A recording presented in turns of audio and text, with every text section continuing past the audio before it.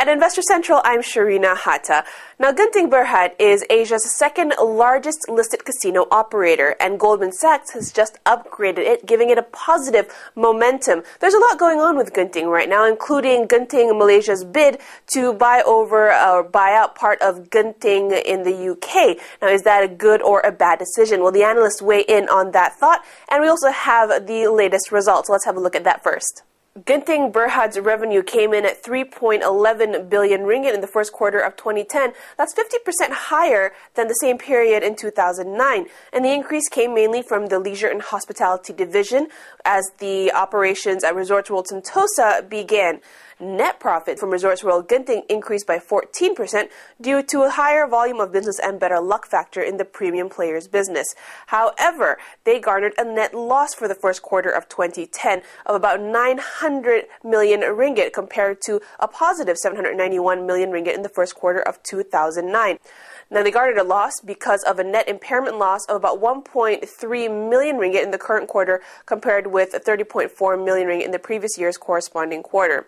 As for operating cash flow, they generated net cash from operating activities totaling 1.27 billion ringgit compared to about 540 million ringgit in the previous year's corresponding quarter.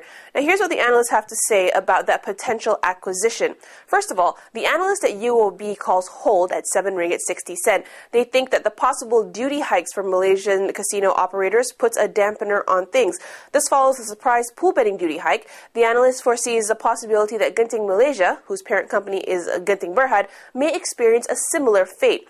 They also have concern about Genting Malaysia's proposed acquisition for Genting UK from its sister company Genting Singapore. They think it's too pricey and much higher than the UK-listed gaming companies, and they're concerned about the management's poor capital initiatives. So UOB actually downgrades Genting Berhad to hold from a buy with a revised fair value price target of 7 ringgit 60 cent.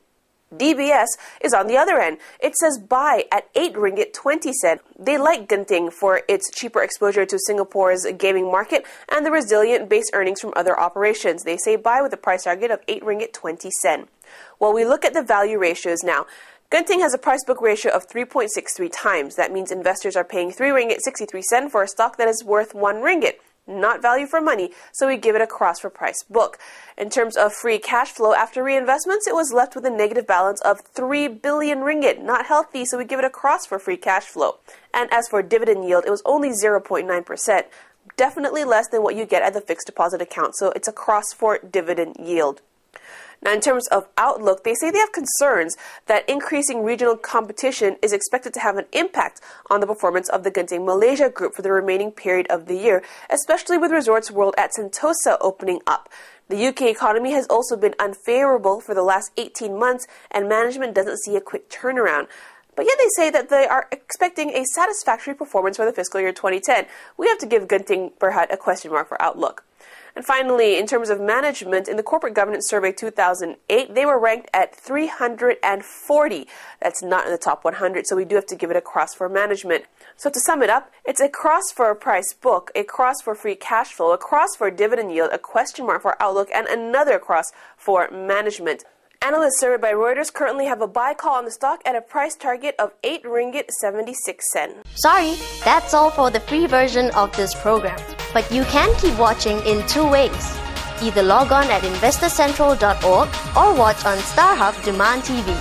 Press VOD on your hub station remote control, select Lifestyle, then Investor Central.